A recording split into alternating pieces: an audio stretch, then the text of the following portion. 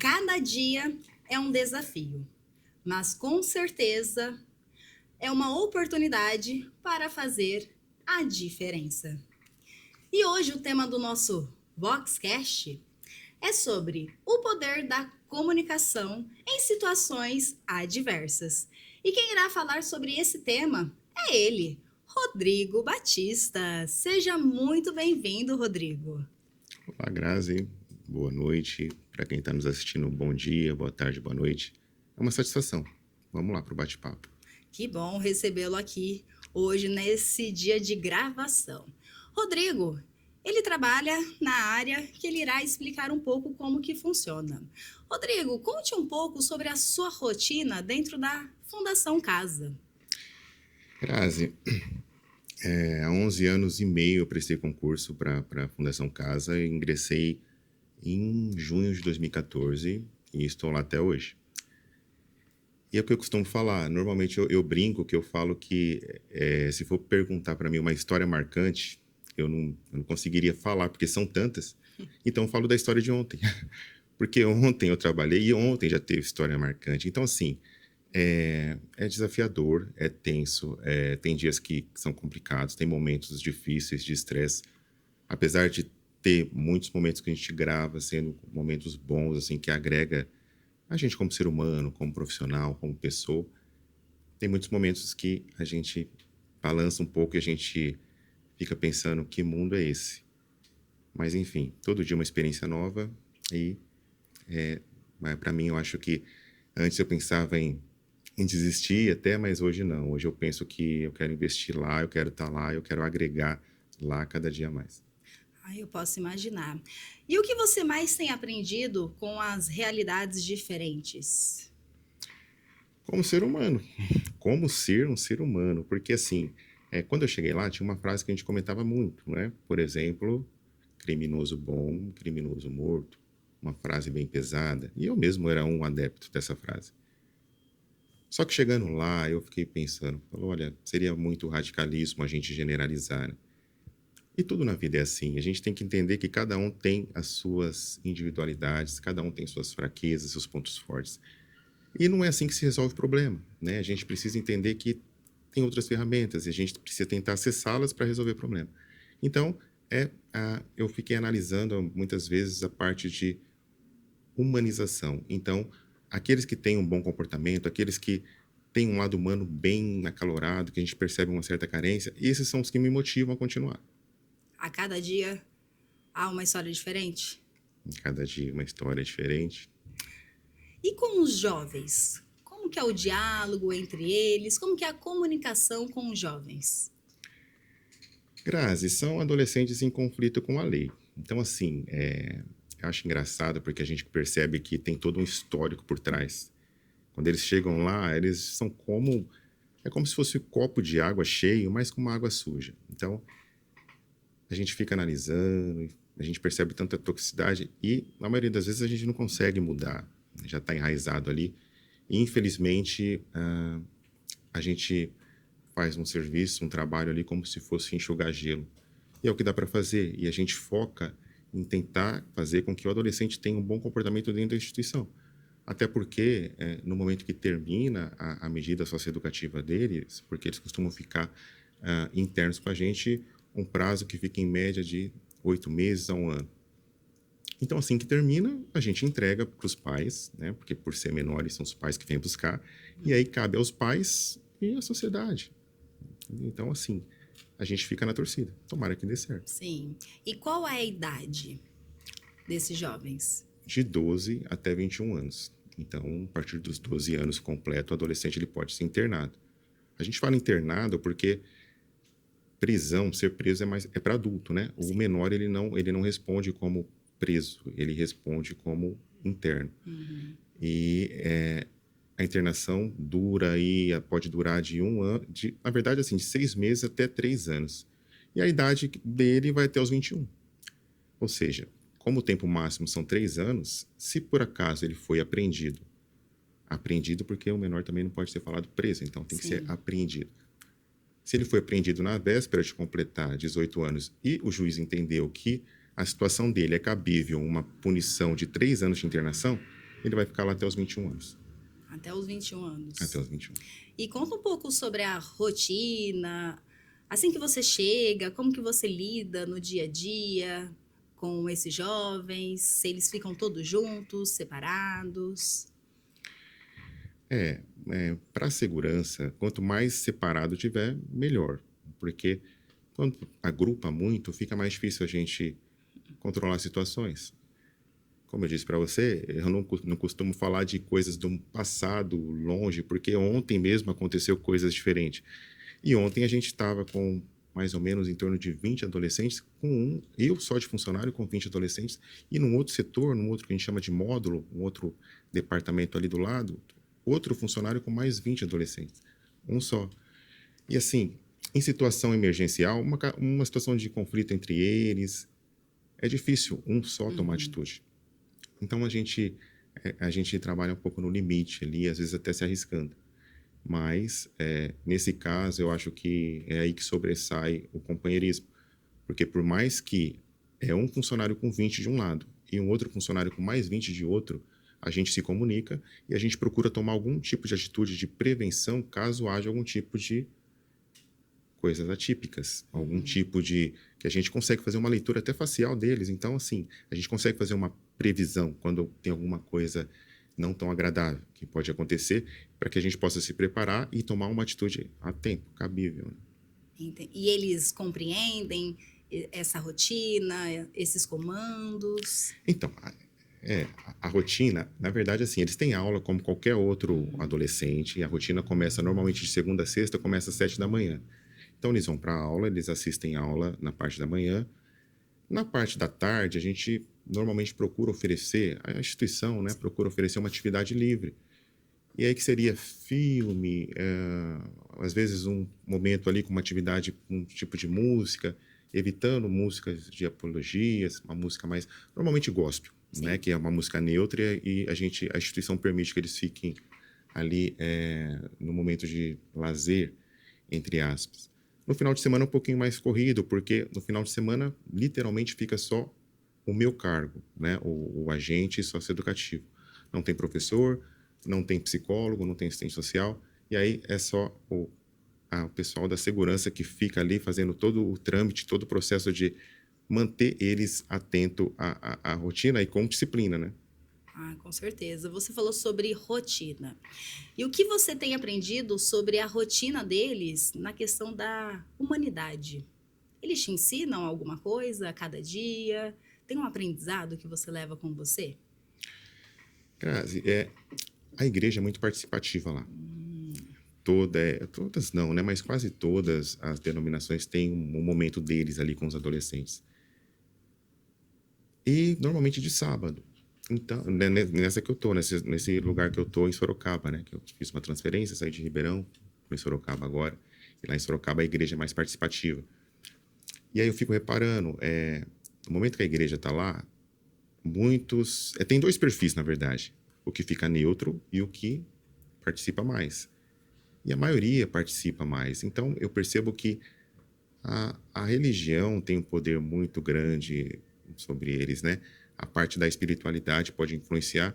E eu acredito que é uma ferramenta que a gente tem que usar muito para tentar tirar eles desse meio, que não é muito fácil.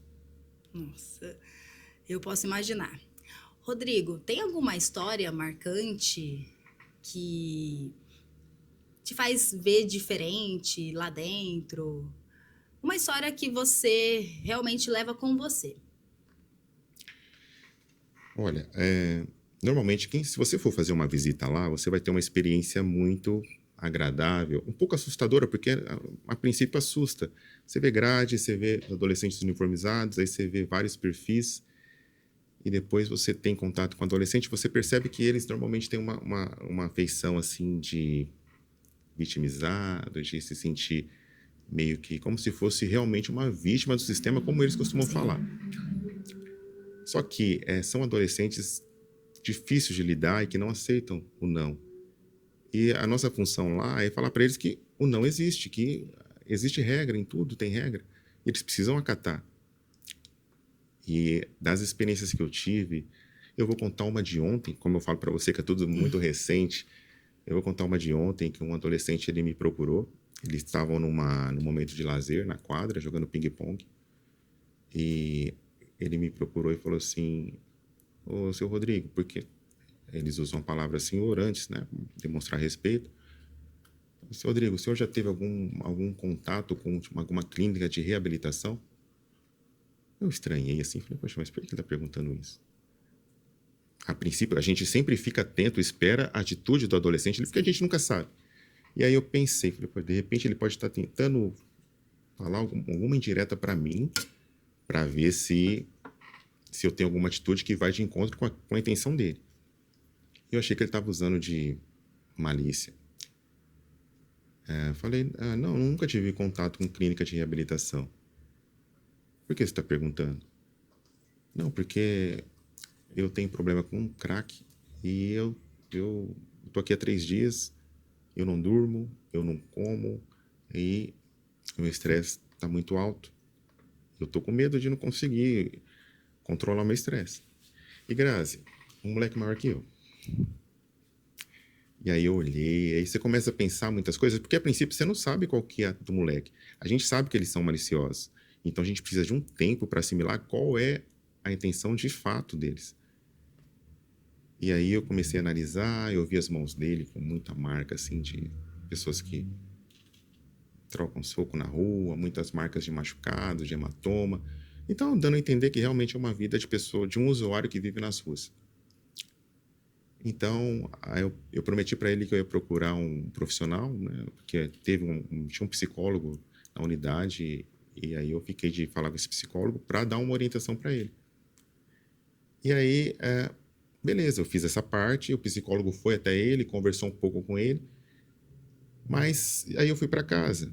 E, de certa forma, me marcou, porque no momento ali a gente tem que ser firme e seco, às vezes. Não dá para a gente demonstrar, criar vínculo.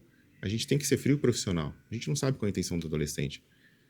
Então, essa foi uma situação que me marcou muito ontem. Eu cheguei em casa e pensei muito nisso. Achei que eu pudesse fazer um pouquinho mais e um pouquinho além, ter dado um pouquinho mais de atenção. Mas, enfim, de certa forma não foi de todo mal, porque eu transferi para uma outra pessoa que tem total competência para lidar com esse tipo de situação. E aí, a segunda situação que me marcou, aí já não foi uma situação tão agradável. Foi uma situação de violência que envolveu eu e outro funcionário. A unidade estava um pouco em estado de alerta. Ontem mesmo. Não. Outra situação. De ontem foi com o adolescente Tá. usuário e tal. Essa outra situação, que seria a segunda que me marcou, foram 2, eu acho que me marcou mais. A de ontem é mais, porque eu achei interessante e recente. Agora, a outra foi, de fato, uma agressão contra funcionário, né? Então, quando a gente entra no ambiente, a gente procura ter muito cuidado com o rádio e com o molho de chave. Sim. Porque a chave, ela abre e fecha portas. E uma forma de controlar ali, para evitar tumulto, para evitar rebelião, para evitar que tomem a unidade, é a gente ter controle sobre as chaves. No momento que eu tive essa experiência com esse funcionário, que ele sofreu uma agressão, a gente não estava esperando, os adolescentes já estavam, de certa forma, tramando ali a situação. E quando a gente menos espera, vários adolescentes vêm na nossa direção, vão para cima de um funcionário. E estava eu e ele no ambiente com, na época, acho que devia ter 70 adolescentes, mais ou menos. Bastante. Muitos. Não tinha muito o que fazer. E aí a gente não tem mais treinamento, não tem técnica, não tem comunicação. É um salve-se quem puder. É uma situação bem deplorável, porque é o que eu falo. O certo seria evitar. Nosso trabalho é evitar chegar nesse ponto. E aí, quando eu me dei conta, rádio jogado para o chão, chave espalhada para outro lado. Então, é triste. Isso fica na nossa cabeça e eu concluo que a negatividade ela tem um poder muito maior do que a positividade. Sim. Porque a positividade ela vem, ela entra na gente e ela soma. Ela muda, às vezes, até a nossa personalidade, nossa forma de pensar, de lidar com as coisas. A negatividade não, parece que ela corrói. E todas as vezes que a gente lembra de situações, é como se a mágoa voltasse à tona, entendeu? Então, o trabalho ajuda também em relação a isso, a colocar na balança e entender o peso da positividade e da negatividade. E aí eu procuro levar minha vida me pautando nesses parâmetros. Ter o cuidado. Sim. Você trouxe duas situações totalmente diferentes. A Uhum. primeira situação que você ficou pensando que você poderia fazer por aquele adolescente em algo melhor, onde você poderia ajudar. O que você poderia talvez ajudar mais? O mais, Grazi, eu acho que Seria a escutativa? é parte de conversa mesmo. Tá, Eu acho que é tão bom conversar com pessoas. Eu gosto muito de conversar, sabe? Eu acho que é uma necessidade, por mais que a gente esteja vivendo numa sociedade fechada, eu acredito que seja em decorrência dos vários problemas que todo mundo tem e a gente tem se fechado. Eu acho isso péssimo. Então, veio na minha cabeça que talvez eu pudesse ter tirado um tempo maior para poder dialogar com ele, para poder falar que tem jeito, que não é porque ele se afundou num vício que a vida acabou, que é possível levantar, se reerguer, recomeçar. Mas eu acho que também o ambiente não é propício para isso. Até porque, como eu disse, confiar neles é muito difícil. Eu já vi várias situações ali que me deixaram bem claro que a gente torce para que eles saiam de lá mudados, sim. mas não tem como ter confiança porque eu já vi muitos que a princípio a gente achava que era uma boa pessoa e em alguns momentos demonstraram pra gente que não é bem assim. E é fácil ter abertura com eles? É fácil. Uhum. É fácil porque se você consegue falar com eles com firmeza, aí entra o poder da oratória, o poder da comunicação que eu acho incrível. E se você consegue falar com firmeza, com propriedade, você não precisa gritar. O pessoal que trabalhou comigo pode falar isso porque eles não me viram nunca fazendo escândalo. E normalmente é um ambiente onde falar mais alto, dar uns berros, de vez em quando faz parte. É um mal necessário. E eu procuro usar uma outra ferramenta. Eu acho que se você tiver argumento para Sim. lidar, você não precisa escrito. Na verdade, é buscar estratégias para você usar a sua comunicação em diferentes formas, diferentes grupos e pessoas também. Estamos falando de oratória, comunicação, como que você lida com a sua comunicação? É uma comunicação mais firme, mais assertiva, todos têm a compreensão ao mesmo tempo? Nem sempre funciona. Nem sempre seria bom se funcionasse. Mas eu aposto muito na minha comunicação, assim. Eu acho que saber conversar bem, saber se impor. Eu costumo falar que hoje em dia o maior preconceito que a gente vê, ao meu ver, hoje, é o da comunicação, é a maneira como você se expressa, que você se expõe. Sim, Queira sim, queira não, você pode ter o cargo mais alto da empresa com maior propriedade do país. Se você não souber se expor, se você não souber se comunicar, as pessoas não vão te valorizar. É uma pena. Mais que você tenha construído um império, mas quando você for ter contato com as pessoas, elas vão apontar para você e dizer: poxa, mas esse aí que é o gerente do gerente do gerente. Infelizmente, nossa sociedade pensa dessa forma. Então, a comunicação ela é essencial, ela é uma prioridade na minha vida e eu estou investindo e pretendo investir muito mais. ai, que bom. E quando você fala de comunicação, todos os outros agentes que trabalham lá, eles também usam a mesma comunicação? Tem uma estratégia para todos trabalharem da mesma forma? A comunicação para a gente é a nossa arma lá. A fala o poder da fala dentro do ambiente socioeducativo. Acredito que não só no estado de São Paulo, mas em qualquer instituição socioeducativa do Brasil, a pessoa tem que saber se comunicar, porque dependendo da maneira como ela fala, ela pode criar um tumulto ou ela pode apagar uma situação que geraria um tumulto.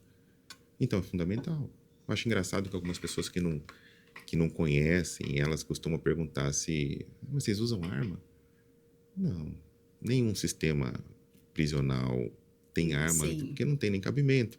São várias pessoas com uma pessoa. Imagina a tragédia que seria. Mas nós não temos armas de fogo, mas nós temos uma arma melhor ainda que a arma da fala. Então é muito bonito de se ver, até quando situações limite, que você fica ali olhando, você fala, meu, não vai dar bom, as coisas vai complicar, se prepara, porque o clima vai ficar tenso. E aí quando você vê um companheiro, um colega de trabalho, de repente, se impõe e resolve o problema através da fala. Então, assim, o perfil do funcionário ali é até bonito de se ver. Tem funcionários que têm o poder de resolver problema com a simples presença dele, às vezes não precisa nem abrir a boca. Então, eu concluí que é um trabalho muito difícil, mas se a gente for focar só na dificuldade, talvez a gente não vá para lugar nenhum. Então, ultimamente, eu comecei a focar no que tem de bom ali. Eu acho que eu estou descobrindo. O que tem de bom é o servidor, é o profissional que está lá, cada um com a sua diferença, cada um com a sua particularidade. E a gente consegue agregar e fazer o adolescente que às vezes chegou lá sem nada, totalmente neutro, cheio de impureza, cheio de Sim. negatividade, ele começa a olhar o funcionário, o servidor, e começa a demonstrar um certo respeito, pelo simples fato da pessoa ser o que ela é. Isso eu acho muito bacana. Nossa, eu acho incrível da forma de como você fala e como você traz esse tema aqui para nós. Tem um filme que eu até comentei com você há alguns dias que me chamou muita atenção. E assim que eu assisti esse filme, eu lembrei muito de você, que é a Jogada de Mestre. Jogada de rei. Jogada de Rei, exatamente. Você chegou a assistir esse filme? Tem algo que você realmente conseguiu se familiarizar Muito. Inclusive, eu usei esse filme ontem, como para uma variar. estratégia? Sim, por quê? E como Eu foi? não coloquei para eles assistirem ainda, mas aconteceu uma situação assim. Eu vou colocar para eles assistirem assim que tiver uma oportunidade, porque eu acho importante. É um Uhum. filme incrível e vai chamar a atenção deles, porque precisa ser um filme que chame a atenção desde o começo. Sim. E esse filme consegue, até porque por ter similaridades ali que vai de encontro à vida que eles têm hoje. Então, ontem, um menino pegou e me chamou para jogar um jogo daqueles de futebol, de mão que tem. Eu nem sei o nome daquilo. Sei que Pimbolim não é é. tipo pimbolim, mas é difícil Eu demais de sei jogar. qual que é. E ele joga isso a vida inteira. Acho que ele tá na quarta passagem dele, então ele tá 17 anos que ele me falou. Somando tudo, ele deve ter passado uns 3 anos na fundação, né? Entre idas e vindas, porque infelizmente tem muita reincidência. Ele me chamou para jogar, e aí tomei. Deu um baile em mim, né? Seu Rodrigo, você não é de nada, que não sei o que e tal. Eu só tentando. Por fim, acho que o placar foi 8-1 Para ele. para ele. Falei, não, eu ganhei, sabe por quê? Eu fiz um gol, eu nunca joguei isso aqui, então eu ganhei o jogo. Isso aqui. E aí eu falei para ele assim, falei, olha, você jogou o seu jogo hoje, né, que é do Pimbolim, você ganhou de lavada. Só que na próxima vez a gente vai jogar o meu jogo. Jogo de xadrez. E aí eu quero ver você ganhar. Então, assim, eu achei bem bacana o filme, a história, o contexto, e como eu comentei com você, principalmente o final, que me surpreendeu bastante. Conta um pouco sobre esse filme. Então, na verdade, assim, um ex-prisioneiro, né, um ex-presidiário, ele foi fazer um serviço numa escola e ele conseguiu ser contratado como faxineiro. E teve uma oportunidade dele entrar em sala de aula, porque o professor faltou e a diretora pediu para ele ficar substituindo a professora, mas não como professor, simplesmente para ser uma presença de um adulto ali na sala de aula. E aí, na hora que ele viu aqueles adolescentes lá, tipo, virando a sala de aula de ponta cabeça, não sei o quê. E ele lá neutro, até que por fim ele se levantou e tomou uma atitude para reprimir os adolescentes ali. Na hora que ele se levantou, a sala inteira começou a olhar para ele e falou, o que será que ele vai fazer? E aí já se prepararam para constranger ele, porque falou, poxa, ele é um faxineiro, ele não vai dar conta de resolver, o que ele vai fazer, o que ele acha que ele vai conseguir fazer? E aí eu não lembro qual foi a frase que ele usou, que impressionou o adolescente ali que estava dando um trabalho maior ali, o resto da sala. E a diretora ficou sabendo disso, e aí ele teve uma oportunidade de realmente ser ali uma espécie de professor, e falou do xadrez para os adolescentes, isso criou um vínculo muito bacana entre eles, e o desfecho do filme foi incrível, principalmente no final. Eu não vou contar, porque eu acho que vale muito a pena ver, o filme chama Jogada de Rei, é incrível. Gostei muito de ter assistido. Vale a pena ver e que sirva de reflexão também. Assim que eu assisti esse filme, eu falei, Rodrigo, lembrei de você na hora. E realmente faz sentido, não faz? Muito. Que bom, muito bom saber disso, das estratégias que devem ser usadas também. Rodrigo, pensando na comunicação assertiva que é necessária fazer no seu dia a dia, nós também pensamos aqui na oratória, aqui na Vox. Você procurou a Vox to You e qual foi o motivo da sua procura? O Rodrigo, ele foi o meu aluno aqui na turma Master, uma turma de 12 aulas, e eu quero saber qual aula mais te marcou. Grazi, você lembra quando eu te procurei, logo no começo, acho que foi no Master, que eu perguntei para você se o nosso emocional tem que estar bom, psicologicamente bom, e Eu você foi bem lembro. direta quando você falou para mim, falou, não, a gente tem que ter técnica e treino. Treino vai fazer a diferença. E hoje eu sei que faz todo sentido, porque às vezes a gente não está no melhor dia, mas ainda assim a gente consegue realizar ali nossas metas. Bom, eu procurei a Vox, acho que se eu não me engano, no ano retrasado, e perguntei como que era e tal, e não acabei que eu não comecei o curso. Esse ano eu vim e do nada, falei, não, vou fazer. E comecei, e no curso Master eu vivi várias experiências, porque eu acho que toda aula agregou. Eu acho que aquela situação de toda aula você tá nervoso, você tá tenso. Eu acredito que mexe muito com o psicológico. Eu Sim, acho que melhora muito o nosso estado mental ali, porque é um misto. Você chega, toda aula, você chega tenso. E aí, quando você sabe que vai ser desafiado, né? E aí você vai pro desafio, você vai tenso, você vai nervoso, você vai com vários sintomas ali de nervosismo. Só que quando você conclui a aula, que você olha para trás, que você vê que você fez o melhor. Talvez não era o melhor de todos, mas você fez o seu melhor, que eu acho que é o mais importante. Porque a gente não sabe qual foi o ponto de largada de cada um. Então a gente tem que sempre focar no nosso melhor, né? E não se preocupar muito com o outro. Nossa, o outro foi super bem, deu uma aula que incrível. E no Master eu vi muitos incríveis ali. Eu posso também, óbvio. com certeza. E eu achei muito bacana essa parte de evolução. Então, o curso Master mexeu muito comigo, foi muito bacana. E quando terminou, fez muita falta, mas valeu muito a pena. Fez tanta falta que ele deu continuidade no curso da pós, que nós já iremos falar um pouquinho também. Mas tem uma aula que te marcou lá no Master? Alguma situação, alguma experiência?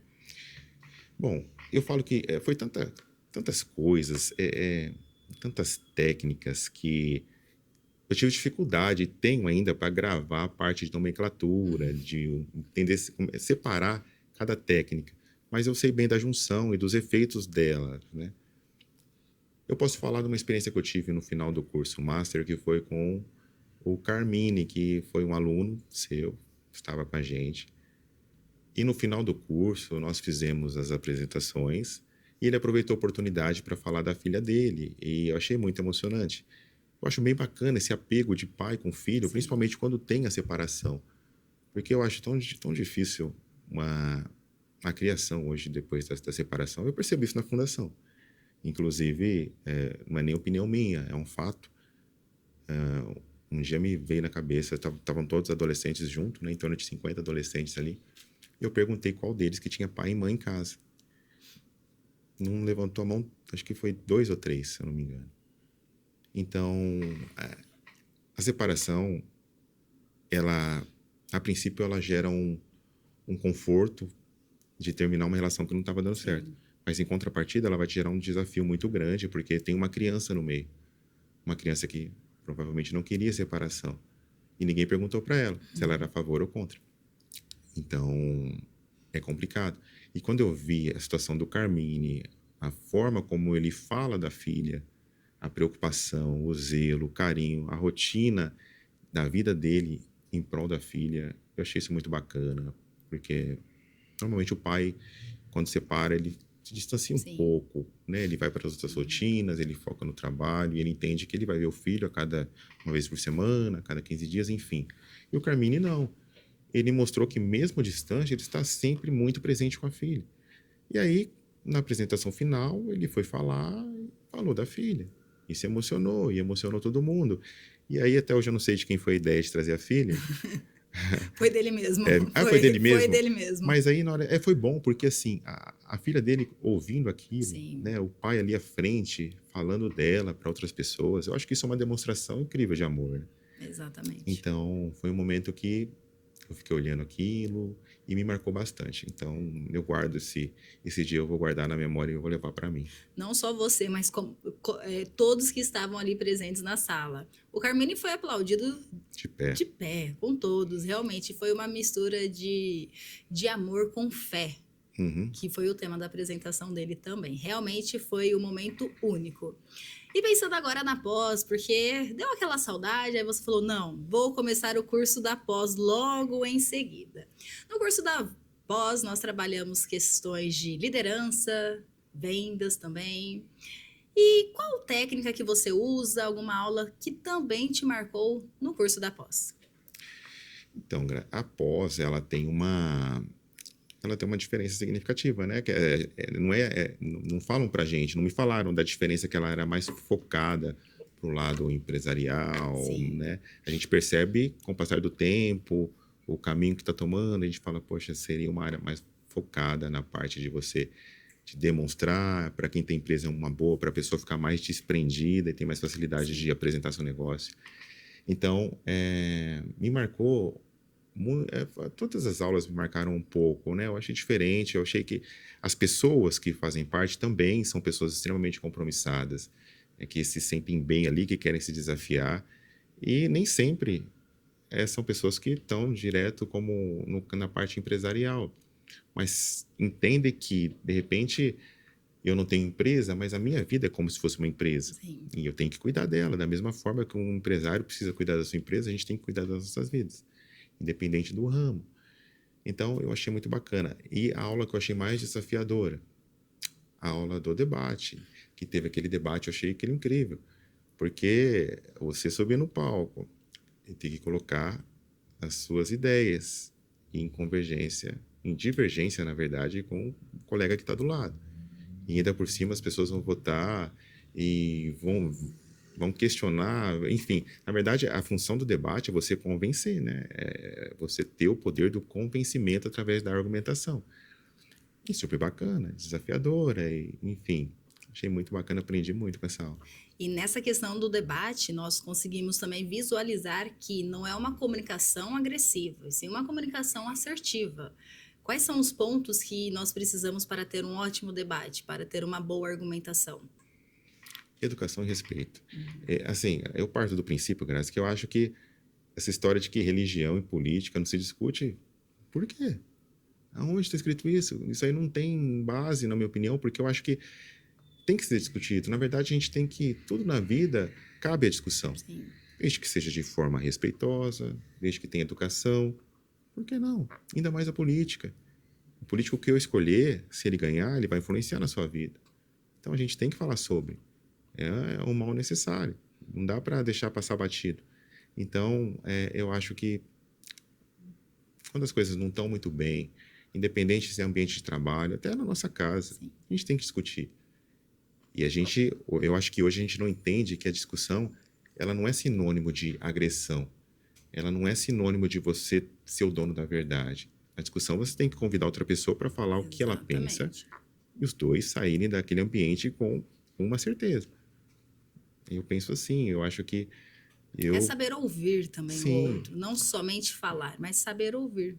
sim, fundamental. Independente da situação, a gente tem que mais ouvir do que falar, né? Com Não é à toa que temos certeza. dois ouvidos. E que também cabe a nossa aula do Academy, que é uma famosa aula Ouvir na Essência. O quanto que é importante nós pararmos para ouvir as outras pessoas também. Rodrigo, já estamos indo para o final. Estamos encerrando já a nossa gravação. Mas, todo final de aula, nós fazemos o quê? Depositamos uma palavra na caixa do que a aula representou para nós. E durante essa sua jornada aqui na Vox, eu quero que você defina em uma palavra o que a Vox representou durante a sua jornada. Excelência.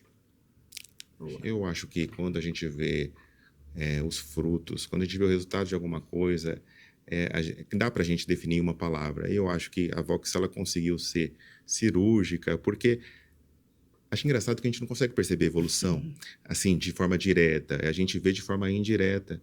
E os vídeos que a gente normalmente grava. Esses dias eu estava assistindo meu primeiro vídeo, que foi numa mentoria que eu fiz. E assim, com a mão no bolso, olhando para baixo. Nessa mentoria ela mandou andar no palco e eu andava tipo desorientado, parecendo um bêbado. E aí eu me dei conta tanto que melhorou. E assim, as técnicas ajudaram. Exatamente. Então, É aos poucos que a gente vê a melhora. Então, eu acho que eu posso definir a Vox em uma palavra: excelência, sem dúvida nenhuma. E com certeza você fez esse curso com muita excelência. Eu fui facilitadora do Rodrigo no curso Master e também aqui na pós. E foi um prazer, Rodrigo, compartilhar essa jornada ao seu lado. E mais ainda um prazer fazer essa entrevista com você. Foi uma honra recebê-lo aqui hoje conosco. Grazi, eu que agradeço. Eu acho que eu te devo muito. Você estava presente em todas as minhas aulas praticamente, então, assim, a minha evolução teve muita participação sua. Sou muito grato a isso. Agradeço a Vox, agradeço ao Daniel. Enfim, foi meses muito bacana que me trouxeram muitas felicidades e muitas evoluções.